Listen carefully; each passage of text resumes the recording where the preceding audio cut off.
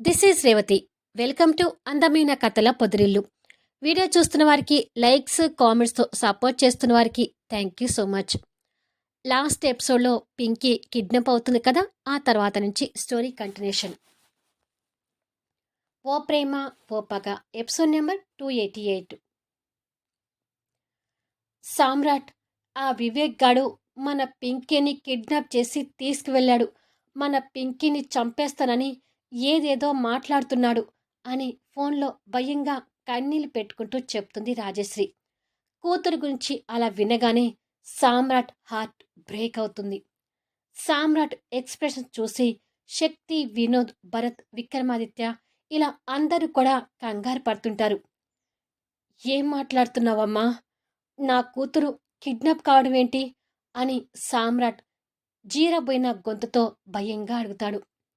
సామ్రాట్ నుంచి వచ్చిన పదాలు విని అందరి హృదయాలు కూడా ఒక్కసారిగా జల్లుమంటాయి. చంద్రమౌళిని, గాయత్రిని అదుపులోకి తీసుకున్న పోలీసులు కూడా అది విని షాక్ అవుతుంటే చంద్రమౌళి, గాయత్రి మాత్రం సంతోషపడుతుంటారు. శక్తి భయపడిపోతూ, మన పింకీ కిడ్నాప్ కావడం ఏంటి సామ్రాట్ అని అడుగుతుంది. సామ్రాట్ ఫోన్ స్పీకర్ ఆన్ చేసి, అసలు ఏం జరిగిందమ్మా? వాడు అలా ఎలా పింకీని కిడ్నాప్ చేశాడు అని అడుగుతాడు. రాజశ్రీ కన్నీళ్ళు పెట్టుకుంటూ, పింకీ కిడ్నాప్ కావడమే కాదు సామ్రాట్, విక్రమాదిత్య గారి సెక్యూరిటీ గార్డ్ కడుపుతో ఉన్న చరిత కూడా వాడి వల్ల ప్రమాద పరిస్థితిలో ఉన్నారు అని చెప్తుంది. అది విని అందరూ ఇంకా భయపడుతుంటారు. వినోద్ కూడా కంగారు పడుతూ, మై గాడ్, అసలు వాడు అలా ఎలా వచ్చాడమ్మా అని అడుగుతాడు. రాజశ్రీ జరిగింది చెప్తుంటుంది.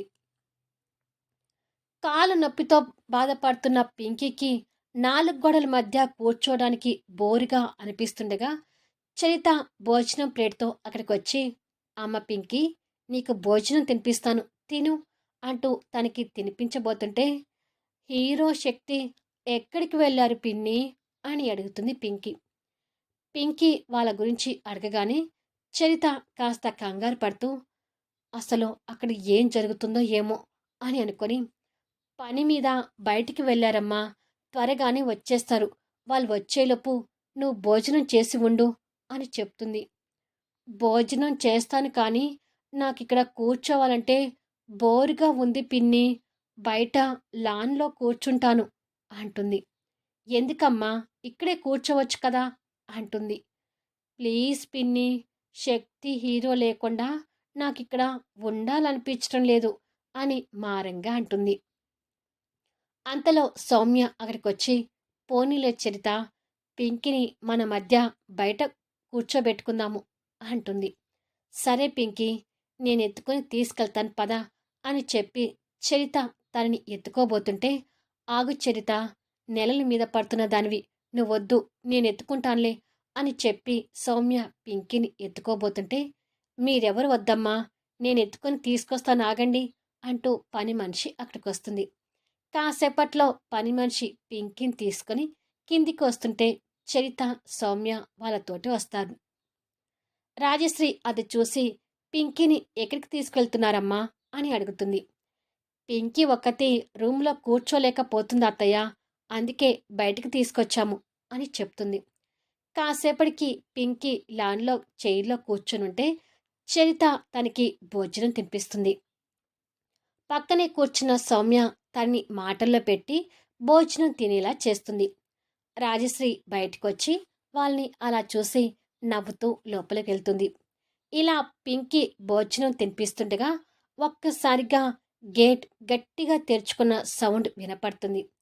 ఆ సౌండ్కి లోపలున్న రాజశ్రీ బయటకొచ్చేసరికి వివేక్ చేతిలో రివాల్వర్ పట్టుకొని లోపలికి ఎంటర్ అవుతాడు. పింకీతో సహా అందరూ వస్తున్న వాడి వైపు భయంగా చూస్తుంటే, రేయ్, ఎవడ్రా నువ్వు, రివాల్వర్ పట్టుకొని సామ్రాట్ గారి ఇంట్లోకి వస్తున్నావు అంటూ విక్రమాదిత్య గారి సెక్యూరిటీ గార్డ్ అడ్డుపడతాడు. వివేక్ క్షణం కూడా ఆలోచించకుండా సెక్యూరిటీని షూట్ చేస్తాడు. అది చూడగానే పింకీతో సహా అందరూ స్టన్ అవుతుండగా సెక్యూరిటీ గార్డ్ రక్తపు మడుగులో కుప్పకొల్తాడు. అది చూసి అందరూ ప్రాణాలు గుప్పెట పెట్టుకొని రివాల్వర్తో దగ్గరికొస్తున్న వివేక్ని భయంగా చూస్తుంటారు. పసిపిల్ల అయిన పింకీ సెక్యూరిటీ అలా రక్తం మడుగులో పడటం చూసి భయపడుతూ పిన్ని అంటూ వాళ్ళ పిన్నిని గట్టిగా పట్టుకుంటుంది. చరిత పింకీని దగ్గర తీసుకుని ఏంటి నీ దౌర్జన్యం, ఎందుకు ఇక్కడికి వచ్చావు అని అడుగుతుంది. వాడు రాక్షసంగా నవ్వుతూ దగ్గరికొస్తుంటే రే అవతలికి వెళ్ళరా అంటూ సౌమ్య అడ్డుపడుతుంది. సౌమ్యని వెనక్కి నెట్టి తనని కూడా షూట్ చేయబోతాడు. రేయ్ అంటూ చరిత క్షణంలో వచ్చి వాడి చేయిని పక్కకనేసరికి ఆ రివాల్వర్ గాలిలో పేలి అవతలకు పడుతుంది. ఆ కోపంతో వాడు కడుపుతో ఉన్న చరితని వెనక్కి తోస్తాడు. ఆ ఫోర్స్కి చరిత వెళ్ళి అక్కడ ఉన్న చైర్కి తన బేబీ బంపు తగిలి నొప్పితో అల్లాడిపోతూ కింద పడుతుంది.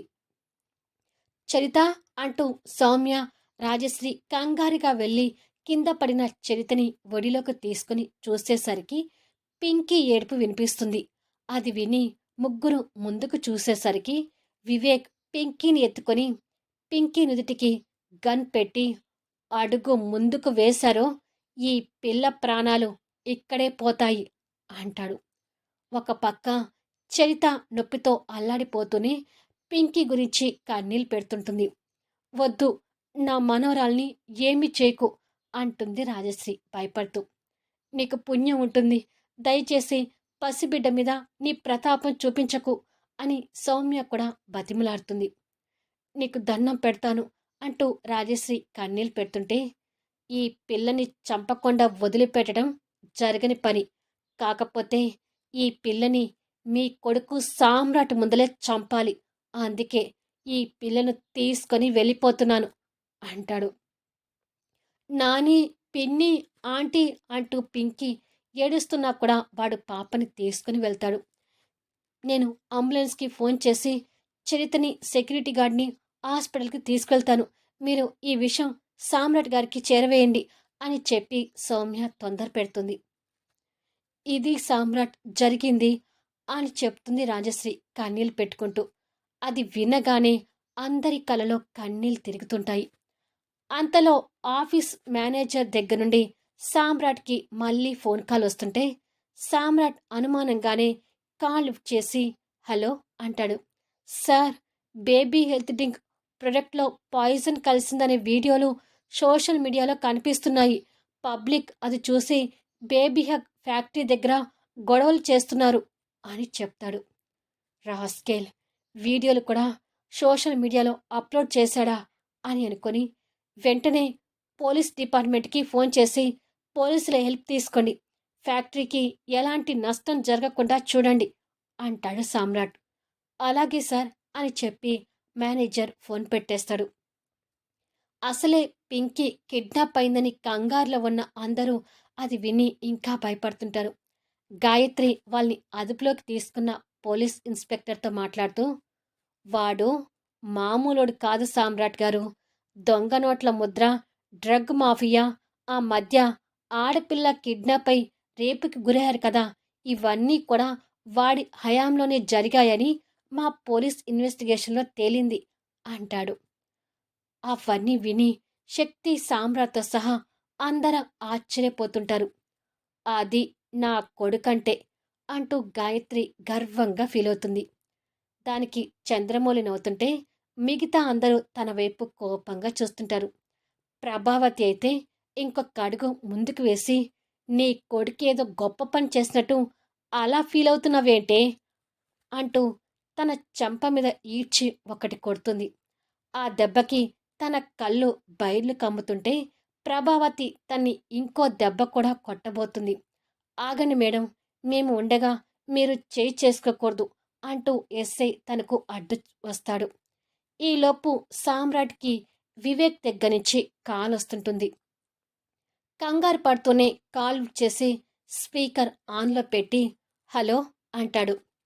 నీ కూతుర్ని కిడ్నాప్ చేస్తానని ఇన్ఫర్మేషన్ నీకు ఆల్రెడీ వచ్చే ఉంటుంది కదా అంటూ వివేక్ మాటలు వినిపిస్తుంటాయి.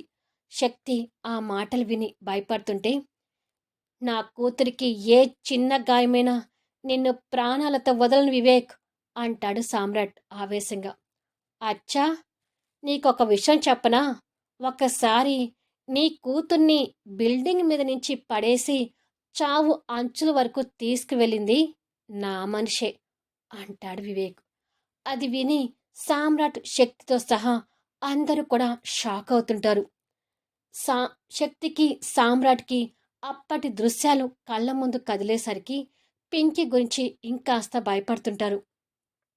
సో, పసిపిల్లని చంపే విషయంలో నాకు ఎలాంటి దయా దాక్షిణ్యాలు ఉండవని గుర్తుపెట్టుకో సామ్రాట్ అంటూ వివేక్ మాటలు వినిపిస్తుంటాయి. రేయ్, నా కూతుర్ని వాడెవడో ప్రాణాపాయ స్థితికి తీసుకొచ్చాడని తెలిసి వాణ్ణి చితక్కొట్టి అదే ప్లేస్లో పైనుంచి పడేశాను.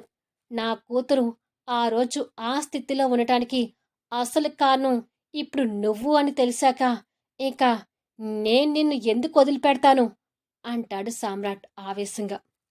ఆ మాటలకి వివేక్ పకపక నవ్వి, నీ కూతురు నా చేతిలో ఉన్నంతసేపు నువ్వు నన్ను ఏమీ చేయలేవు. ఏమైనా చేయగలిగితే నీ కూతురు చనిపోయాకనే చేస్తావు. నీ కూతురు చచ్చాక నువ్వు నన్ను చంపినా నువ్వు, శక్తి జీవితాంతం కూతురు చనిపోయిన బాధతో ఉండిపోతారు కదా. నాకది చాలు. అసలే నీకు ఒక కూతురు. మళ్ళీ పిల్లలు కనే ఛాన్స్ కూడా నీకు లేదు. సో, ఇక ఈ జన్మకు బిడ్డలు లేని తండ్రిగా ఉండిపో అంటూ నవ్వుతుంటాడు. వాడి నవ్వుని సామ్రాట్ ఆగ్రహంగా వింటూ ఉంటే అందరూ భయపడుతుంటారు. శక్తి భయంగా ఆ ఫోన్ అందుకొని, మా పాప మాకు క్షేమంగా కావాలి వివేక్. దానికి మమ్మల్ని ఏం చేయమంటావో చెప్పు అని అంటుంది. వాడి కన్నా ముందు గాయత్రి మాట్లాడుతూ, ఇంకా వాడు ఏం చెప్పబోతున్నాడో నీకు అర్థం కాకపోతే నీ వెర్రితనం అవుతుంది.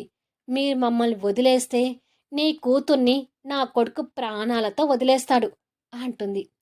అవును, నా కొడుకు డిమాండ్ అదే అంటాడు చంద్రమౌళి. చి, నోరు ముయ్యండి అంటూ వివేక్ మాటలు తల్లిదండ్రులు ఉద్దేశించి గట్టిగా వినిపిస్తాయి. అది విని గాయత్రి, చంద్రమౌళి ఆశ్చర్యపోతుంటే, మిమ్మల్ని వదిలేస్తే ఎంత, వదిలేకపోతే ఎంత, మీ చావు మీరు చావండి వంట అంటాడు వివేక్.